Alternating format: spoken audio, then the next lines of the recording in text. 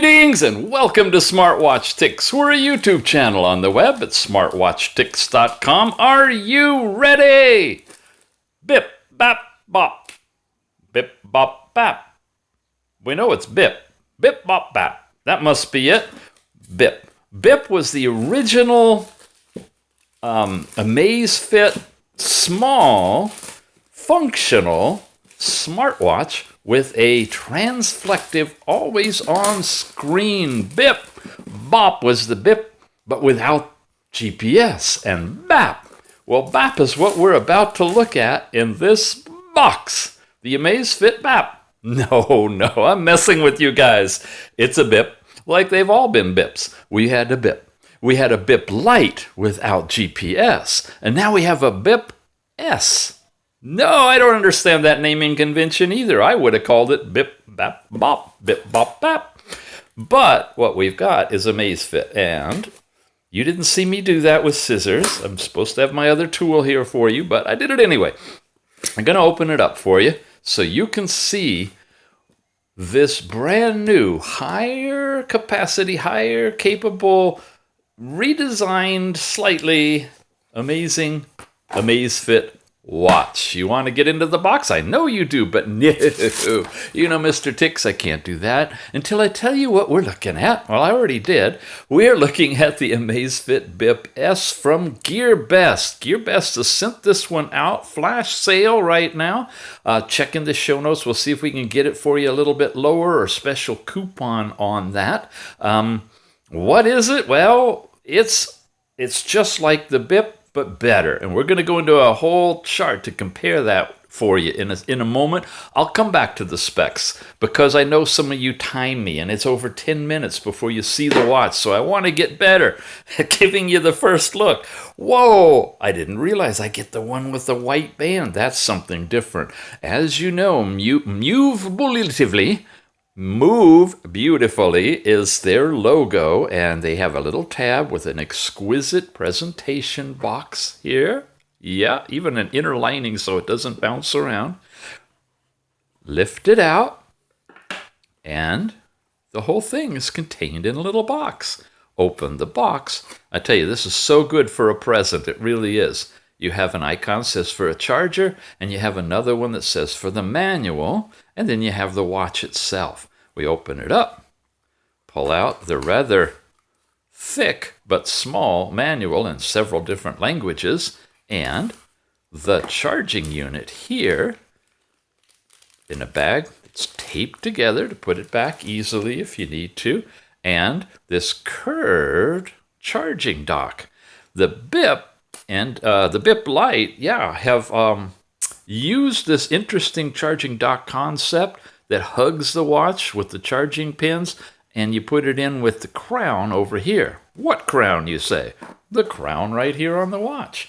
It comes right out of the compartment, he says, and it's a really nice TPU style of a band. This one is the lighter colored one, works with men or women, not white, okay, and not black, and not pink. There's actually 4 colors that the BIP S come in. This is a little cover on the front of it, which we will take off and show you how it lays flat in the dock like this.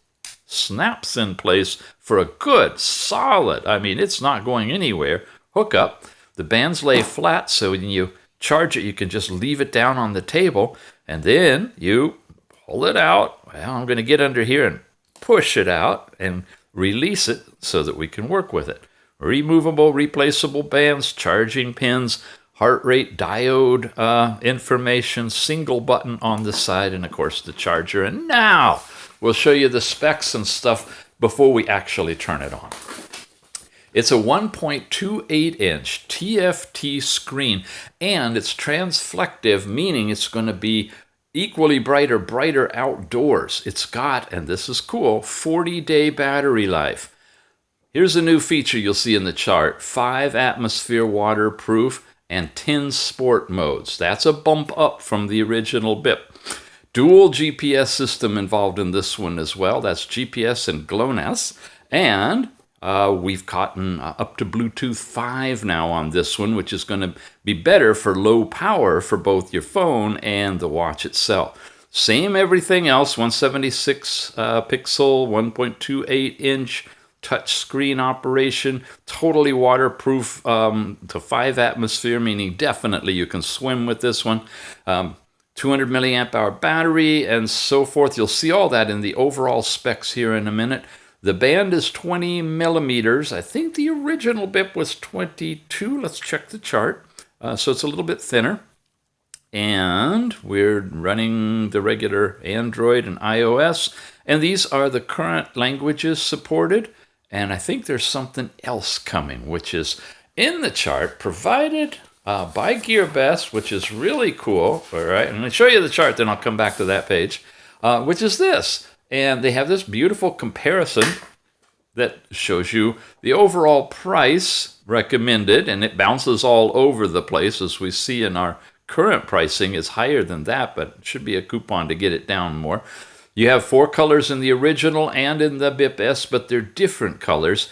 It's a silly gram lighter with strap for the BIP S than the Lite or the BIP. These were the same, even though they pulled the GPS module out of the BIP Lite. This looks like it's all different, but it's actually all the same. Screen type is a reflective, always-on TFT screen. They are all 2.5D Corning Gorilla Glass with a special anti-fingerprint coating. All the same size. But this is the difference. IP69, never heard of that spec. There's IP67 and 68, folks. That's pushing it. This one's 3 atmosphere, and this is now 5 atmosphere. Now, I don't know how many of you are going to dive to 3 atmosphere or 5 to tell whether or not the Lite leaks and the S doesn't. They're all pretty much swimmable. The original BIP just wasn't quite as definitely waterproof as the BIP S. The bandwidths, like I said, a little bit narrower here on the new one, but it matches up with the BIP Lite if you have that one already. And here's where we get fun. You got a couple of different sensors now. You got the PPG heart rate sensor in both of these, and now they're calling it a PPG biological tracking optical sensor. Same diode technology, but perhaps a little bit better electronics in it for deciphering what it's reading.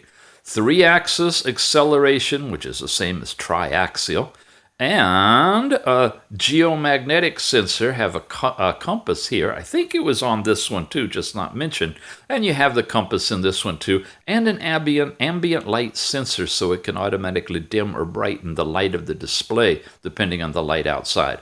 Big difference here, 4 different basic sport modes. Running, walking, cycling, and jumping rope. I don't know, something else. Anyway, you got 10 now on the new Amazfit BIP S. So 5 atmosphere waterproofing, 10 different sports modes, slightly smaller bandwidth.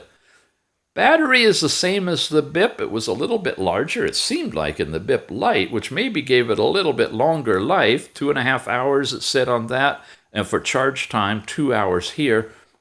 And here's your usage time. I don't see a whole lot of difference. It's up to 45 days on the original and GPS removed BIP Lite, and 40 days on the S. But the standby is 120 days, and GPS mode is about 22 hours. So battery life is basically the same. We got GPS and GLONASS here, but no GPS on this one. And the Bluetooth is bumped up to 5, and the rest of it, we're using the Amazfit app now. The original, a long time ago, was using the Mi Fit. And we have different languages, which we saw on the other screen. Okay, that's the specs. This is a descriptor of what's going on. I'm not going to read through the whole thing, but I'll put it up here if you really want to freeze frame it and take a look at it. It's kind of summarizing everything that I told you already. The new one is 31 grams total weight and 11.4 millimeter thick, which is really nice and thin. It works for men or women because this is a smaller type of a watch. 28 nanometer ultra low power consumption using a Sony GPS chip, consuming only 1/3 the power of similar chips. That's why you can get so long on running it actually with GPS. Now, it's got the exclusive personal activity intelligence, activity tracking metric in this one. And that's something new too. High precision heart rate tracking with human bio-tracking PPG optical sensor, giving you the 24/7 heart rate measurements. Yep, a lot of nice enhancements. If you already have a BIP, I don't know. You watch the rest of the review and what we see when we look at it, and maybe you'll want to upgrade. But if you don't have a BIP yet, I think you're going to be very interested in this one. Let's charge it up and turn it on. Oops, we didn't show you the manual. Let's page through that quickly. Lots of different languages in here, and it's a simple, small manual, so not too much to go into detail. It's mostly done within the app itself and the watch. There's the QR code. You could scan that right here off of YouTube, or easier way is to click on the link in the show notes, and that'll take you over there so you can download the Amazfit app. It tells you how to get it started, and that's it. Then we've just got some regulatory information, basic FCC rules and such in the United States anyway. Some more disclaimer type information. The IC registration codes. The high-end watches like this, they tend to have a lot of protocols that they go through and agencies that they get registered with that you don't find on many of the other Chinese watches. So I don't know, you can basically say that they've done more due diligence and that they've really got this thing honed in for mass sales and recognition across the board by all types of agencies in all types of languages in all the different countries. But that's pretty much what the manual covers, not a whole lot. So I'm going to take you from the beginning of how you get this thing paired to here. We do that every now and then, not for every review, but I'm going to do it for this one because I've already got my Amazfit app on my phone with a little fish swimming in the background. You see that? I love these active wallpapers. Going to bring this thing up. It's syncing the data right now to a Stratos 3 that we just reviewed, which is also an incredible watch. But what I'm going to do is add another watch here. And it looks like it's a watch, not a band or earbuds. Let's go into the watches and let's look for the Amazfit BIP and BIP Lite. There, BIP S and S Lite. Oh, they've got a S Lite. I didn't even realize that. That's a little bit bright, isn't it? Let's dim that down so it's not washing out the whole screen. There we go. So we want the BIP S, and it begins with the camera looking for the QR code. And we have a QR code on here. See, in the transflective, if I tap it, I can brighten it up. I can bring it in the square.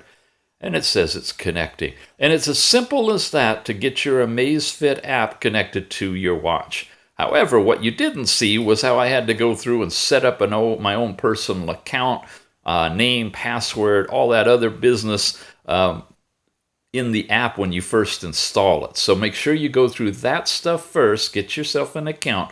But the pairing is really, really easy. Uh-oh, pairing request is refused. Bring it closer and try again. Okay, sometimes it's good to see this stuff. BIP S, it's about as close as I can get, but I'm going to keep it even closer and we'll let it go through its connection.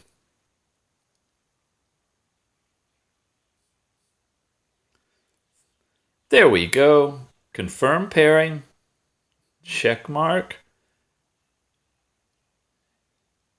And it's automatically updated the time and activate a new device. If you have paired multiple bands, only one would be available to record data and receive notifications. So that's an issue if you have more than one Amazfit device going to be paired to one watch. So when I activate this, it's going to say bye-bye to all the data that I had on the Stratos 3. Stop. Yes, and activation successful, and now the BIP S is what we're working on. Now, here's an extra interesting thing to think about. You see, after pairing, it's going through and it's upgrading the GPS firmware for more accurate GPS positioning. That may be because it's figured out where I am on the planet and it's not China. And so it needs to download additional stuff to set up the GPS properly, be able to really locate everything correctly. It's saying upgrading GPS actually on the watch, and it's transferring all that information right now. Okay, that took a little while. Now it's doing something else, updating resources, interface, graphics, and other things that it needs to work. So when you get it right out of the box, like I said on all of the Amazfit watches we've reviewed, set aside some quality time that you can be with your watch and your phone, because it's going to take a while to get everything ready. Even after it's done the updates, there could be complete firmware updating that's required. We saw that in the Stratos 3. It went through 4 or 5 rounds of firmware updating before it settled down. Right now, it's just upgrading the resources after it updated the GPS. So more to come. There we go. Updating firmware. So it's at least doing it automatically for the first round of firmware for this watch. Well, we'll let that finish. Well, the app has returned to us now, and the watch says that it is upgrading A-GPS. And that's a special way of computing GPS, I think, based on your location type stuff. Anyway, there it is. It's done. And now we are back to the Amazfit BIP S category within the overall app itself. And you see all of the data that I had here for tracking for the past several days for the Stratos 3 is gone. And I'm starting over from scratch with this watch. But not to worry, apparently that's available. If I switch back, it'll take me right back to that data set, and it's going to start a new data set with this one. We've done a review of the app several times. Again, if you want to see more of the details of this, because I have accumulated data already from like outdoor cycling events and exercise capacity and stuff, that's held over. It's just the step count, the sleep time, all that stuff is different. PAI is right here. I can turn on detection, and it's now set to adjust. Go to the profile, my device's heart rate detection. Okay. And so forth. All kinds of good stuff that you can do there. And down here at the bottom, and this is also on the Stratos 3 and any of the other devices that work with this app, you have all kinds of things here. Here's the PAI. You also can do a body score and your blood oxygen max. I'm not going into excruciating detail. Some of these you set, some of it computes. But you can, if you're really an exercise buff, put in your chest circumference, your hips, your... Wait a minute, that's hips there. What was this one? Waist. Okay. Chest, waist, and hips. Then you do your arms, your bicep area, and then your thigh, and you see where it's doing it. When I'm touching it long enough, it's going into it. And then you can get your calf circumference and put in your weight and your body composition, your BMI, muscle mass. I think all these get computed from all of that. Your water, your overall protein, basal metabolism, visceral fat, and bone mass. Wow! Wow! ECG, which is not supported on many of these devices, so it's not going to be a function that you'll be able to work with the BIP S, Stratos 3, any of those. And boy, my phone itself is not behaving because it's so humid here and my finger's kind of moist. Blood glucose, you can put that data in here. You can put in your blood pressure manually, and you can put in your body temperature manually. So some devices perhaps allow this kind of data to be transferred, but you could wear a different band like the Spoven blade that that computes a lot of this stuff, and you could get on a scale, and put all of those data points in here to fill them out. Other than that, the rest of this is the same. You have all the different categories that you can go through and do different things with the watch. The ones that are supported, the ones that are not supported on this watch are here, and they're on other different devices, like NFC is not in here. The Intelligent Assistant isn't supported directly, but you do have things like your dial settings.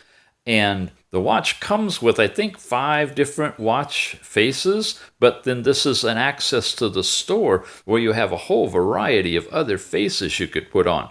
This particular one's kind of cool. You don't see any data here yet, but it has the ability to do heart rate across it. But I could switch if I want to something like this, and it's going to sync that face to the watch, and you could have a really nice big time-only display set for 12 or 24 hour on the watch that is really bright outdoors in direct sunlight, or easily viewable backlit as well when you press the button. And on and on and on. Look at all these different watch faces now available in all different kind of colors, combinations. Yep, great stuff. So at this point, we're going to leave the app, and I'm going to go out and do some stuff with this thing, grab some data, get something that I can show you, and I'll be right back. We'll continue the review. Well, here's a really fun watch face. I've had it for a couple of days now, and look, this is my actual heartbeat in a 24-hour period, so it's all scrunched in here. And you notice I got my real-time right here heartbeat going on. That field actually turns out to be changeable. There's a couple of these watch faces. Did you see that little tweet? That means the screen was locked, and when I pushed a button, it unlocked it. If I press and hold, you see where it says Customize? If I touch that, I can tap on the screen and change this field to all kinds of things. Sunrise, sunset, my step count, the whole, temperature here. Any push. Ooh, go to the Grand Theater. Ooh, push notifications, and more and more and more.